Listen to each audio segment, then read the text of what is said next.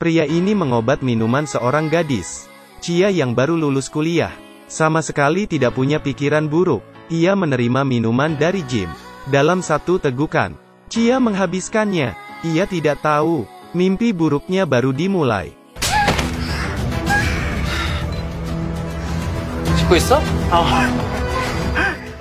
Beberapa jam kemudian, Chia yang babak belur jatuh tersungkur di depan kantor polisi. Ia berusaha mengumpulkan kesadarannya, tapi setelah sadar, ia memutuskan tidak jadi melapor, karena yang melecehkannya adalah artis terkenal, Avan. Satunya lagi adalah Jim si playboy. Ibu Jim adalah kepala polisi wanita Korea. Ia sangat berkuasa. Chia tidak bisa membuatnya marah. Dua pria bejat itu gemar berpesta. Suatu hari, Avan seperti biasa, berpesta di villa pribadinya. Bersama teman-temannya, mereka menonton video gadis-gadis yang sedang dilecehkan Avan. Di luar, seorang gadis berambut merah menekan bel. Melihat gadis cantik menghampiri, Avan tanpa ragu mempersilakannya masuk. Mereka menatap gadis itu bagai macan lapar. Ternyata, gadis itu agresif. Ia mengelus punggung Avang. 본론으로 바로 넘어가자고. Mata Avang berbinar. Tapi, gadis itu bilang, 전집 8주 나왔다. 응? 누가? 세나 말이야. 너랑 노태남이 카르텔에서 세나한테 한지 폭행강간 8주. 심리치료는 그보다 더 오래 걸리겠지? 아마 평생? Mia adalah kakak Chia. Mia sendiri adalah jaksa militer. Tapi, karena Ibu Jim adalah kepalanya, Mia cuma bisa menggunakan caranya untuk balas dendam. Mia menyuruh Avang menyerahkan videonya.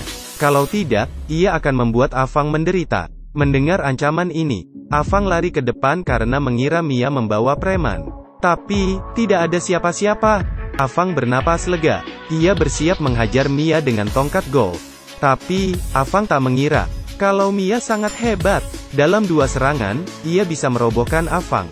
Mia dengan mudah menghajar teman-teman Avang hingga mereka pingsan.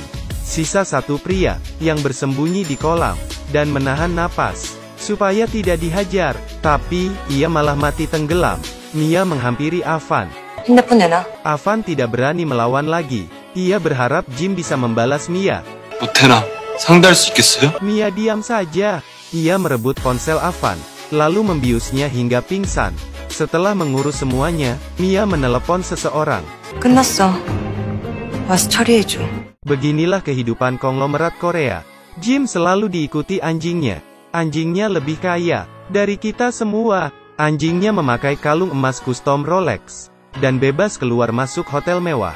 Anjing Jim suka mengendus rok wanita dengan sesuka hati. Ia memasukkan kepalanya ke rok gadis cantik. Tapi, pria ini baru pertama kali datang ke sana. Ia tidak tahu peraturannya. Ia memarahi Jim karena membiarkan anjingnya berkeliaran. 빨리 안 묶어? 확 죽여버리기 전에 이씨. Tiba-tiba, bodyguard meninjunya hingga bonyok. Pemilik anjing ini adalah konglomerat Korea. Semua orang takut padanya. Ibunya adalah kepala polisi Korea. Tapi, kali ini Jim membuat marah seseorang yang lebih sadis darinya. Hari ini, pengacara tiba-tiba memberitahu Jim kalau Avan menghilang tanpa jejak. Jim yang panik segera menelepon Avan. Tidak ada yang menjawab. Jim mulai panik. Ia tidak khawatir pada Avan, tapi ia khawatir dengan video itu. Kalau video itu sampai tersebar, ibunya pasti akan membunuhnya. Jim menebak pasti video itu sudah kembali ke tangan Chia. Ia minta pengacaranya untuk menyelidiki. Benar saja, Mia mengembalikan video kepada Chia dan memberinya pilihan. Karena ini menyangkut reputasi Chia, Chia bebas menyerahkan video itu ke polisi, atau menghancurkannya demi reputasinya. Terserah Chia saja. Setelah bergumul, Chia memutuskan untuk melapor. Tolong berikan ini ke polisi. Tak lama polisi mengepung klub untuk meringkus Jim. Tak lama, polisi juga menemukan Avan yang hilang. Ternyata, Mia menggantung Avan dan teman-temannya di dalam bus. Mereka akhirnya ditahan. Tapi, memangnya ditangkap kenapa? Ibu Jim adalah wanita yang berkuasa. Hanya dengan menunjuk jari, semua polisi akan menuruti perintahnya. Malam sebelumnya, Jim baru saja dipenjara. Tapi, esok paginya, pengacara membawa jas Jim dan membebaskannya. Setelah Jim berdandan, ia keluar dengan gaya yang keren. Ternyata, meski videonya viral, pengacara telah menyiapkan serangan balasan. Ia menyuruh Jim wajib militer. Karena, kalau Jim jadi tentara, kasusnya akan dipindahkan ke pengadilan militer. Polisi biasa tidak bisa ikut campur. Lagi pula, ibunya adalah kepala polisi militer. Jadi, ibunya yang berkuasa menentukan nasibnya. Di pengadilan militer, Mia mengadili Jim selaku jaksa penuntut. Ibu Jim menatap Mia dari atas podium dengan dingin. Mia menyuruh Chia menceritakan kronologi malam itu.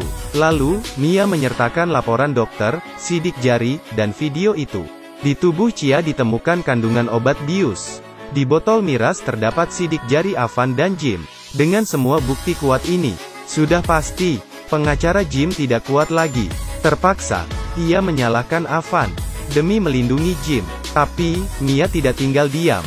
Setelah berdebat, semua orang kaget, karena tiba-tiba pengacara menyalahkan Jim lagi. Ternyata, martabat perusahaan ibu Jim lebih penting. Pengacara mengeluarkan diagnosa Jim yang impoten. Tawa bergema di seluruh ruang sidang. Jim shock seperti nyawanya dicabut. Pengacara terus mengulang-ulang kalau dia impoten. Jim marah dan menyerbu. Ia sudah kehilangan martabatnya sebagai pria. Ternyata, pengacara adalah sekutu Mia. Ia tampak membantu perusahaan ibu Jim. Tapi, sebenarnya pengacara menghukum Jim. Kehidupan Jim di markas tentara, tidak dilindungi ibunya. Semua tentara mengejeknya dan tidak ada yang mau berteman dengannya. Temannya bilang, makanan di sini menekan libido. Kamu yang bukan pria tidak usah makan. Makanan Jim dirampas. Pelatih juga mengejek Jim. Aku bawakan makanan ekstra untukmu. Saat dibuka, isinya belut hidup. Ini bisa menambah libidomu. Saat buang air kecil, bahkan satpam pun mengejeknya. Jim tidak tahan lagi. Tapi, satpam malah menghajarnya. Rasanya seperti menabur garam di atas luka. 네가 밖에서 회장일지 몰라도 여기선 아무것도 아니야. 알겠냐? 용하는 새끼야? Perjalanan Jim menjadi tentara baru saja mulai. Selanjutnya, masih ada hidangan utama yang Mia siapkan untuknya.